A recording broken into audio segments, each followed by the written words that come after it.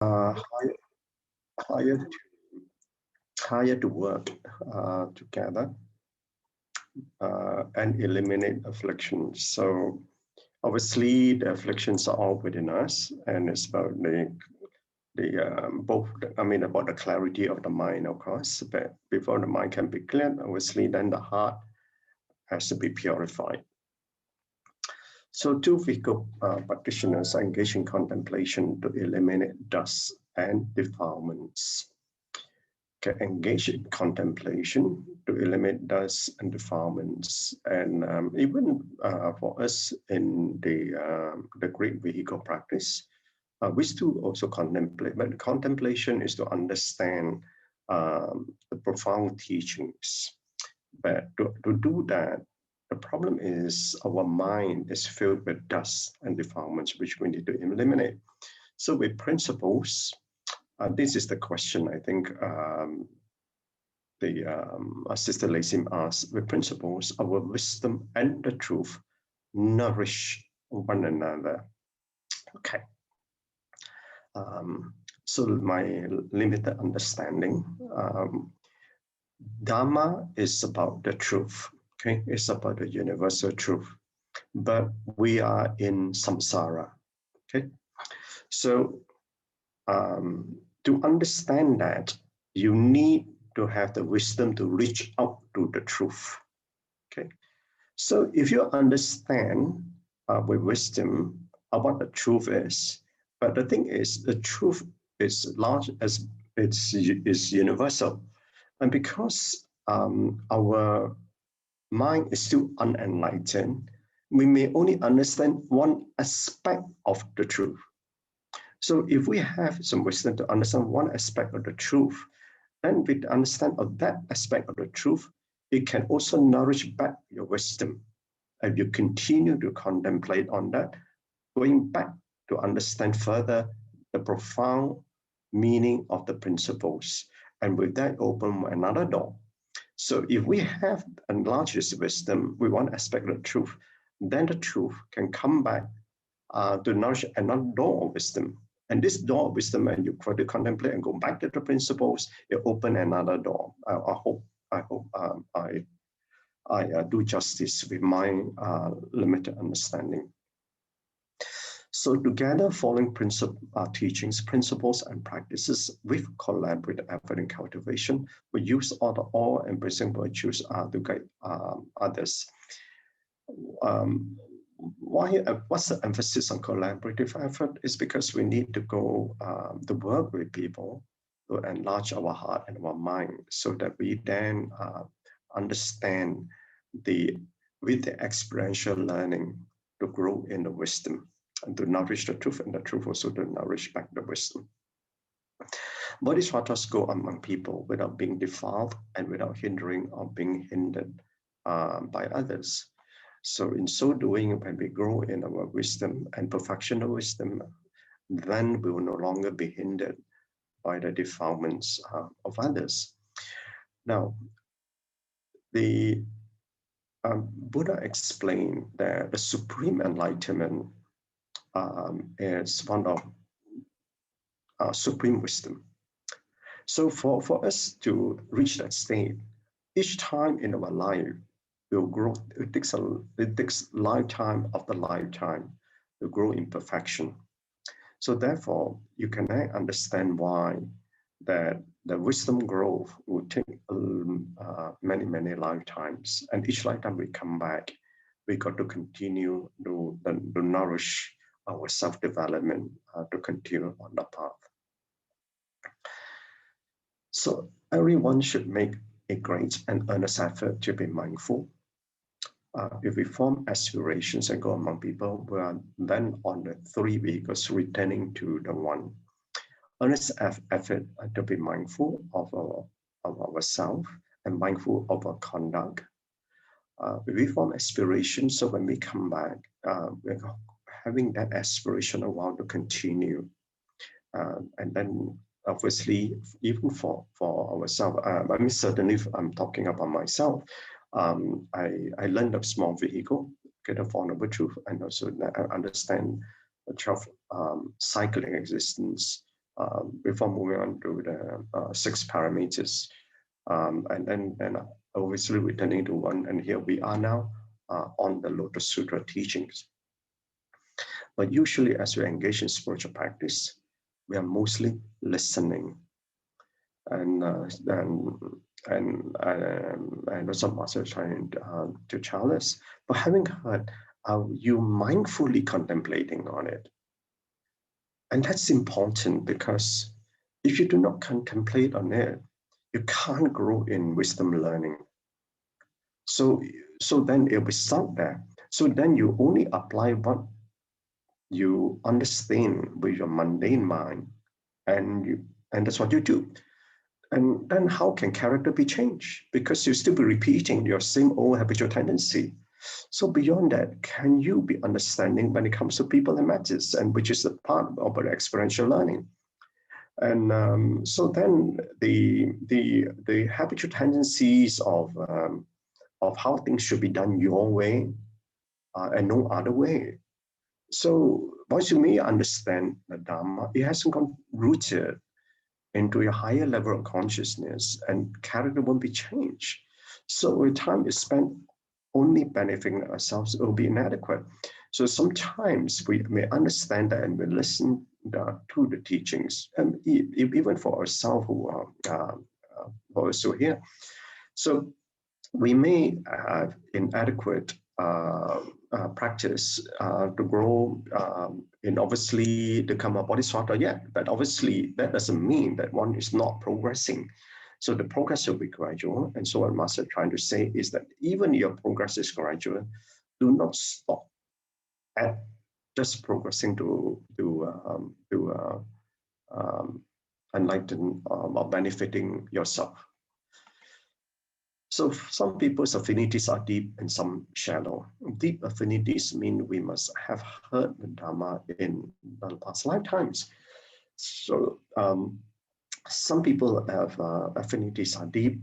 So that the reason why is it some people would learn very well, and that's because they have past cultivation. So practitioners of the two vehicles only listen to Dharma and cultivate their minds, but we must also engage in contemplation to get rid of the garbage in our mind.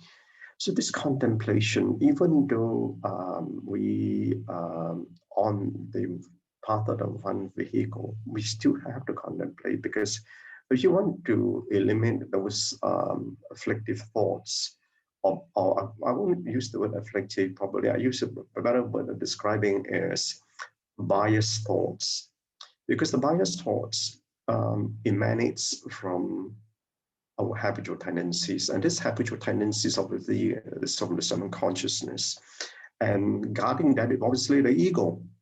The ego wants things to be done that way, and that's what it is. And this, I think, culminated over many lifetimes in the past. So that's the reason why, even when we get together, even at workplace, we want to think certain. We think of certain way of thinking. There's certain ways that we want to do it, and that's the way it is. I'm in charge, and that's the way it is. So even therefore, what Master then is also trying to tell us, collaborative effort.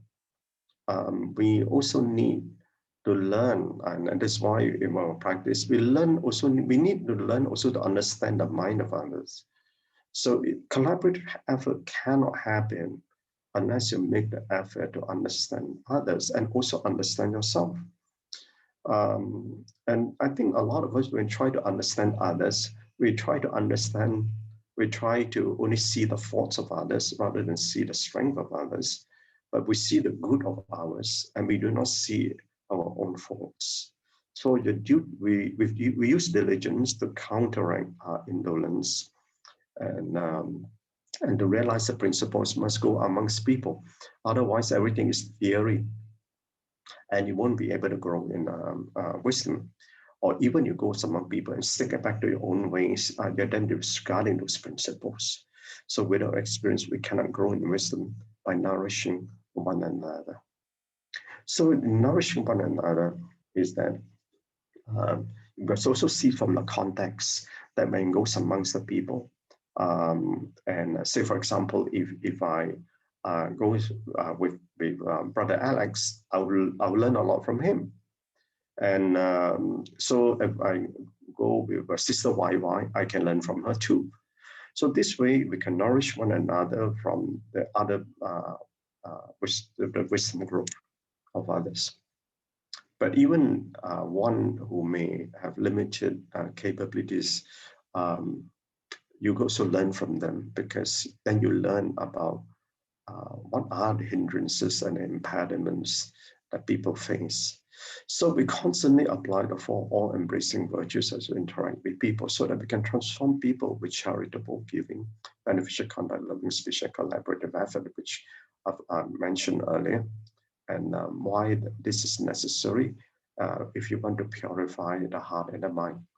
So we go among people without being defiled and without hindering each other. And that's when your resolve, and that's where the clarity of the mind can be shaped.